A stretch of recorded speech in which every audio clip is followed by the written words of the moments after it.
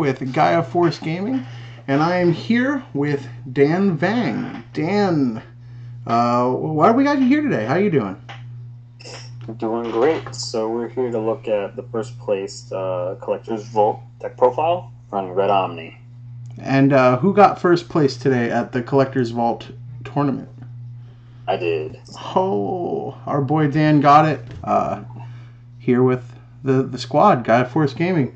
So Dan VANG, Dan VANG, for a little background, is the person who, if you've seen the blue-yellow deck profile on my list, he inspired me to play blue-yellow, and it got us to talking, and we became close friends, and we were testing a lot, him, me, and Trey. And so we're pretty much like a little team now, and he pioneered blue-yellow, was the first one, I think, to top PPG with that, and now it's like, what, the second big tournament of 1.5, and you took it home? Oh, yeah. So that's awesome. So I guess we'll just get into it. It's Red Omnimon. Do you have it laid out eggs to options? Yep, so it's eggs, yep, and then all the way down to options, correct. All right, cool. And then I guess as you go, we'll go through each section and talk about what you would change, if anything, some of your choices, and we'll just... pretty standard stuff, so take it away, Dan. Sure, sounds good. We'll start off with the level 2s, the babies. We are running 1 Koromon and 4 Gigi or Digimon, however you want to pronounce it, the guy eating bread. This is obviously the staple red egg that you want. Getting that plus 1k when they have 5 in trash is so useful, especially when you're swinging with a 12k into security and you really don't want to hit a 12k, which has happened to me a couple times today. And the Koromon is just obviously the 5th egg for grindier games that you can actually go up to and still get the plus 1k. Awesome. Did you like this egg choices? Would you do anything different? Nope, these would definitely stay consistent. If I could make this a 5th one, that'd be great. All right. So how about now the level 3s? Sure. So we'll lay these out. So we got 4 Beomon here. Let's move that. There we go. So we got the 4 Agumon here, starter deck. The 4 Memory Beomon to gain a memory when it gets deleted on your turn. And we got 6 Vanillas. You can always do this split however you want, but I wanted to go minimal Beomon just in case if I had a bunch of Beomon in the field, Omnimon would not wreck them. Awesome. I know that you and I have talked about the Beomon before. I'm a huge fan of Beomon. I think it's like Red's little Leomon. Did it help you a lot during the tournament? 100% yes, because regardless, let's say you put it on board and you haven't swung yet, it's still there and your opponent knows it's there, so it kind of aids them to try to figure out if they want to take this out somehow with some sort of removal, or they end up just taking the security hit and you gain a memory. Yeah. When playing with 2, it definitely helps if they start choking you at 2, or at 1, excuse me. If you have this on board or you bring it from the raising area, you can swing. They'll have 2 memory, hopefully it dies, and then you can go into Phoenixmon.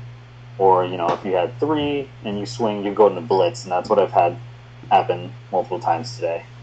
Awesome. Now, in my list, over the Beomon, I run Guilmon. Is that something you consider, or did you like having 6 of the 2-drops? I did like having 6 of the 2-drops. I wouldn't be opposed to if I switched maybe 1 or 2, maybe 1 Bio and 1 Mono, or just 2 Bios for 2 Guilmons. I think that would actually be a solid change as well. Yeah, because I was running actually exactly that, and that extra 1k boost was just so helpful in a lot of situations. But I miss 6 2-drops sometimes, so it's kind of, I guess it's kind of a meta call. Yeah. I 100% agree. But yeah, I think Agumon you can't get rid of it. For Red, for as long as I could think of, is going to run them. Yeah. The must-of. Vanillas are a must-too. It's just however many vanillas you actually want to play. Absolutely. But I do think the Guilmon, if I were to change up the rookie lineup, I would, like I said, possibly getting rid of at least 2 of the vanillas for 2 Guilmon. Just, like you said, the power-up helps so much later, especially stacking up with the Digimon up to its plus 2k. So you feel pretty good, especially if they were under a Lava Garidamon. You feel pretty invincible. Yeah, absolutely. All right, so those are the level 3s, 14 of them. which is I think we've assessed now that's the standard number for level 3s. Yes, most definitely. decks. Definitely, I've seen some lists go to 13 level 3s, and it feels a little off. But if it works for some people, that's perfect. That's scary to me. Outside of outside of decks that like do it for a reason, like Shine, you have to cut them for the Tamers sometimes, and like Rookie Rush, you obviously have more, but I don't know. 14 feels right. Shine is a different one. And then Shine can rely on like repos and other stuff. Absolutely. So now you're level 4s. Let's talk about you're at 11. And I know we actually talked about this before the tournament you went into, and what made you choose to go to 11 level 4s? Well, so I really missed having the 4th Greymon, but deck space was tight to pack in some other cards. You'll see. So I definitely thought losing at least the 1 Greymon wouldn't hurt as much because it costs 2 as opposed to the 1. I always want at least 4 of these to just either choke my opponent at 1 or just go up the chain where it's 6k, and if it has like an Agumon or a baby, it's 7k plus, which feels pretty good to go over a blocker. With this guy, it takes a little bit more setup that you have to keep in the raising area, and like you told me before as well when we were talking about it, if you do get Blitz or Alter S, he's 4k, so he is wiped, as opposed to this, if you get D-Digivolve, it stays on the field. Yeah. And actually, even Trey, because when Trey was running, he ran 11 because he liked 11 better than 12. But he had cut the Quadramon, and he started talking to me about how he missed having 4 blockers. Yes. But he also like hated evolving over Quadramon. Like, so when you have 3 Quadramon and then you have to evolve over it, he's like, it feels even worse. And I just kind of said that, like, my line of thinking for this setup for 11 is if you're going to evolve over it on average 1 Quadramon a game, it's like you're running the 3 anyway. Correct. So I totally agree. And, it's just, I don't want to get blown out by Alter S in a mirror match or against Black. Security plus, did you miss, like, I guess just to clarify, did you miss the extra Security Plus effect, or were you missing 4 drops in some games?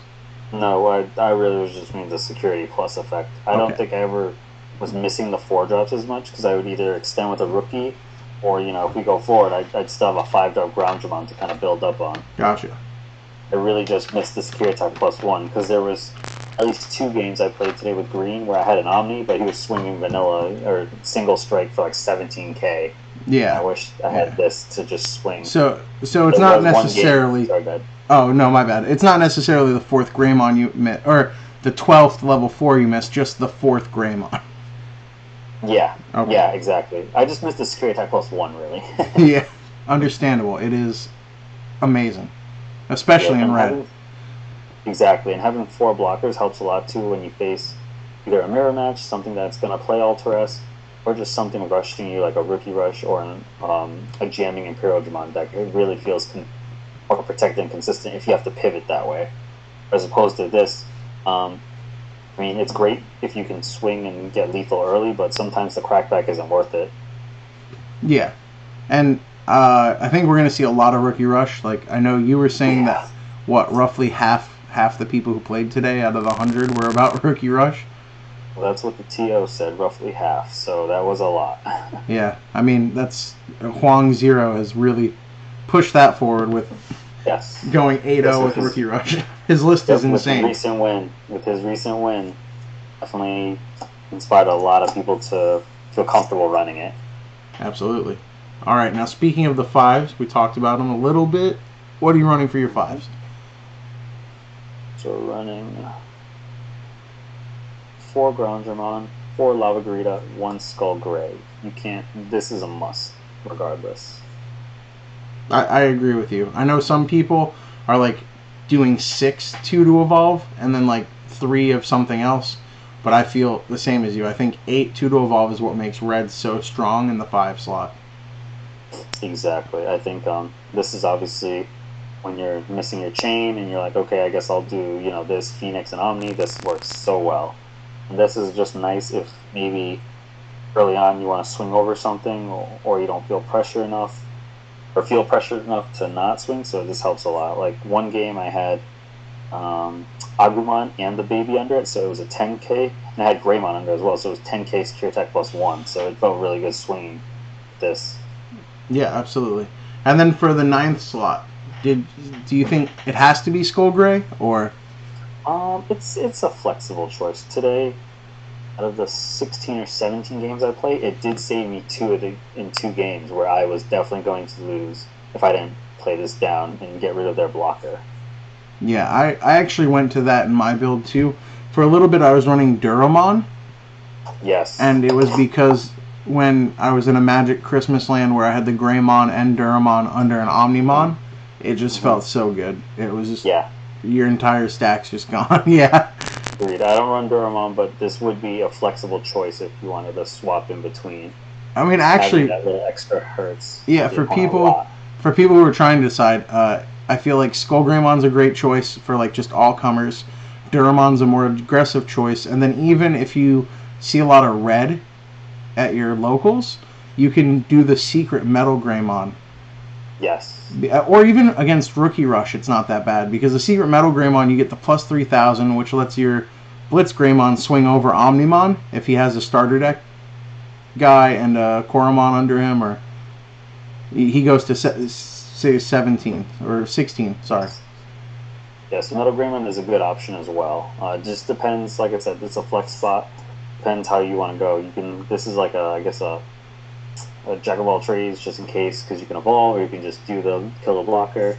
This one's more of an aggressive strategy. And what was the last one you said again? The secret Metal Greymon. Again, because yes, that helps a lot. It swings over Omnis, like it lets your level 6s swing over Omnis, and then also against Rookie Rush, if you just stop there and you have like a Greymon under it and an Agumon under it, like 10k only dies to Puppet against Rookie Rush, and you're taking out 4 security in a swing. Yep, you don't mind losing that memory because you're going to swing for most likely lethal next turn. Yeah, absolutely. But so a lot of people like get hung up on what that 9th spot is. I don't think it's like make or break. I think it's just a flavor thing. I think Skull Greymon's safe though. I like Skull Greymon a lot. It is a safe choice because almost every deck you play will have a blocker at some point. Yeah. And then the big boys. Oh yeah, full 6s. Just getting this out so Art can get some room. 4 Phoenix, 1 Volcanic. All right. So I was running the 4 Phoenix Mon just to turbo up to Omni if I needed to, or just being a 12k or 13k beater, you know, if you have an Agumon or the baby under, just so you felt comfortable swinging into security or over other bosses like Saraswan.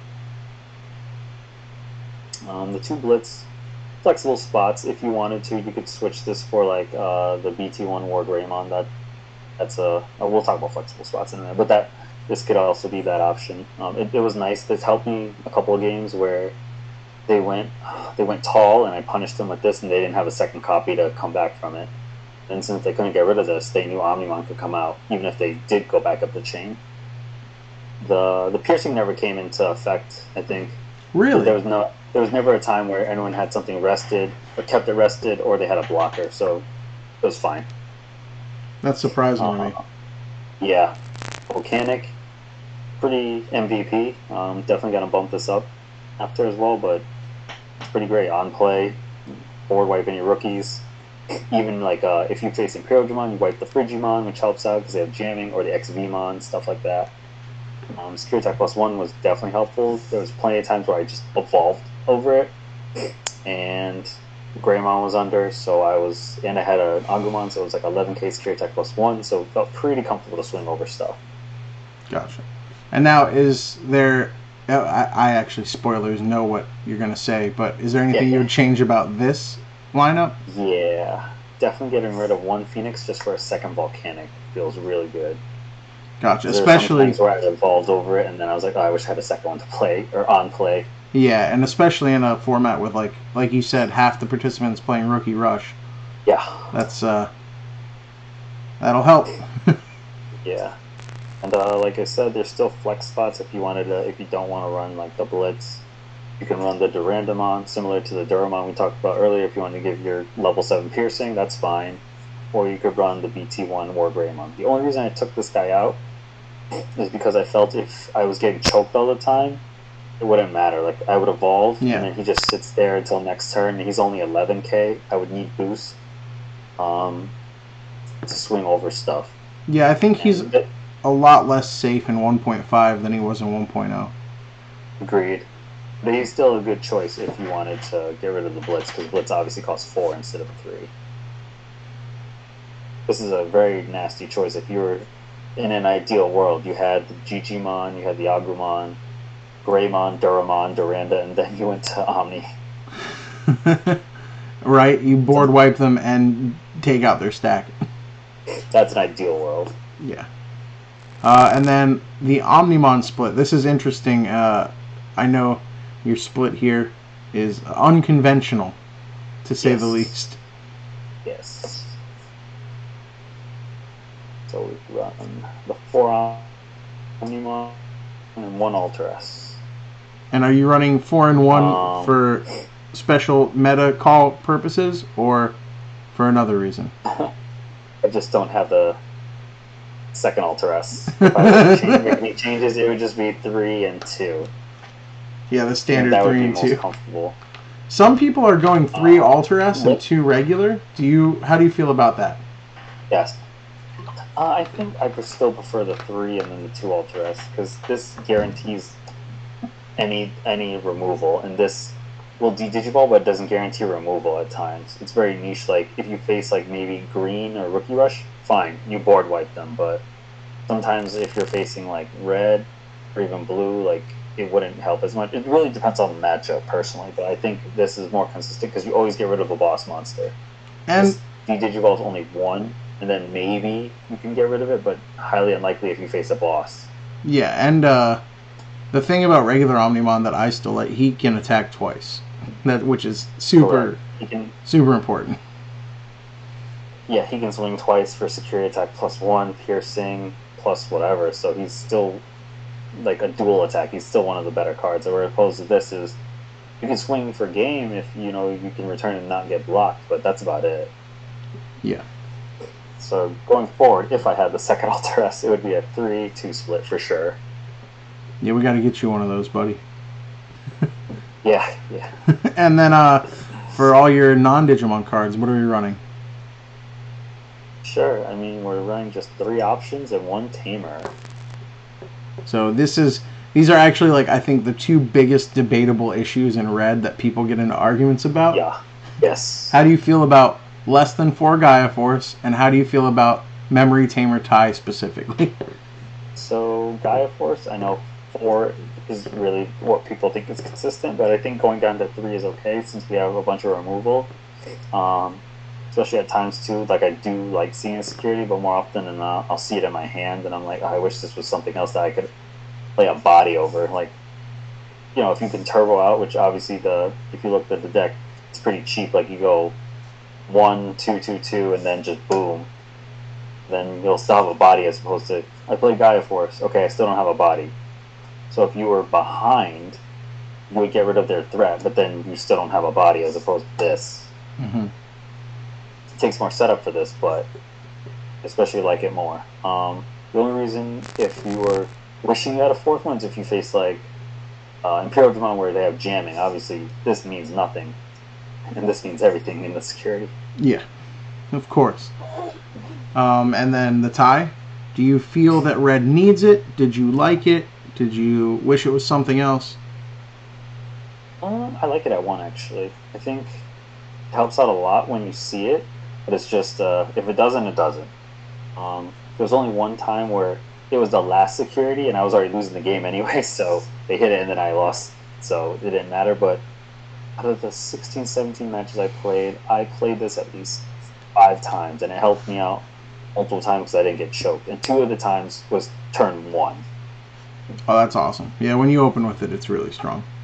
Yeah, because you give them 4, but overall it's fine because you won't get choked at the end. Or it makes them feel like they have to play a bigger memory guy, because they're like, oh, you're going to get 3, so I'll just give you 5 instead. And that kind of hurts their strategy because then you can capitalize on that. Because 5 for this deck is pretty good, especially if you already have like a Greymon or Dark Terrain or even Corgimon already somewhere on the board.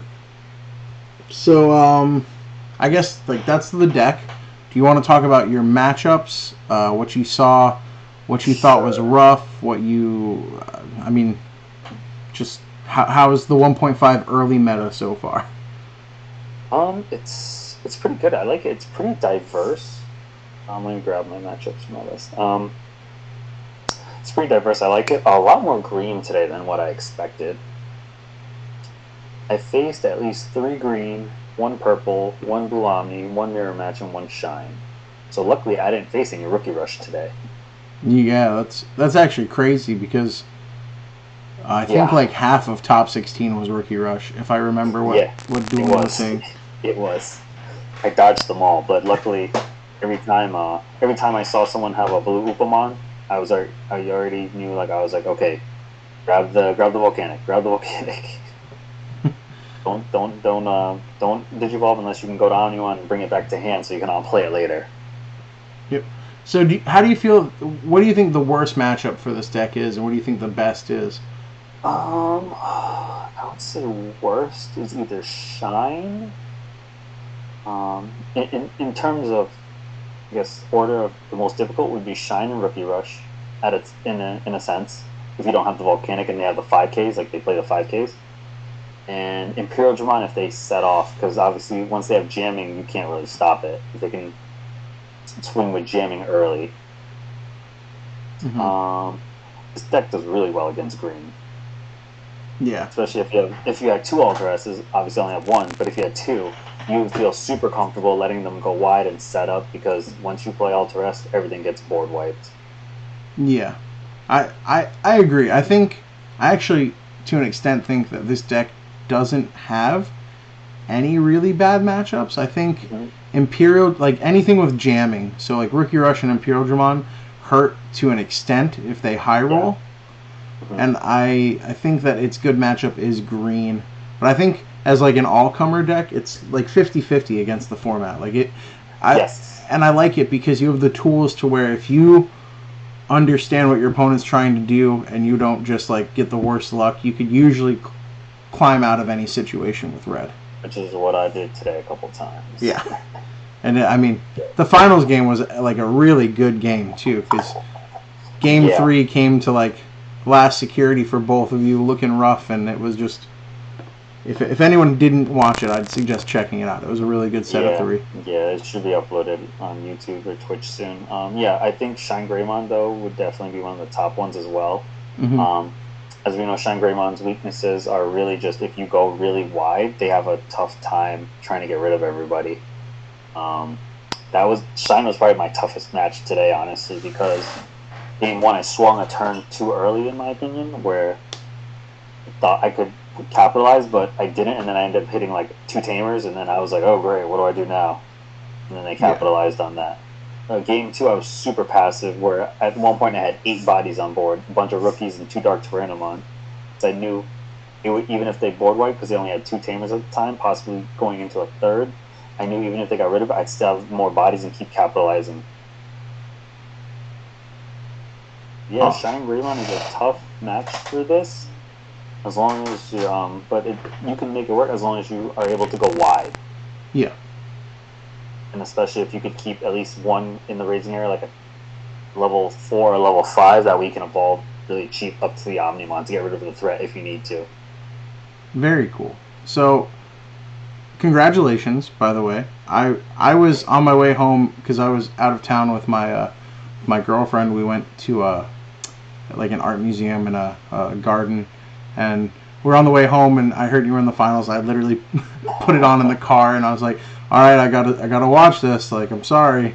And she's like, we're on the highway. I was like, no, I gotta be there for my boy. I gotta watch it. so I was really excited. I was very hyped. I know that we all in our little group chat were cheering you on, and it's awesome that you brought it home. It was definitely a lot of motivation. Everyone's advice helped a lot, especially because I was like panicking. I was like, how do I fight this matchup and do well?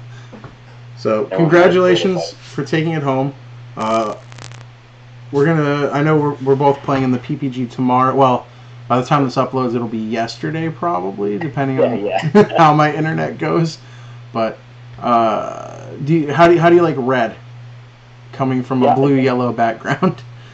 I think red is the most consistent and what I feel comfortable with, probably because I tested it the most so far.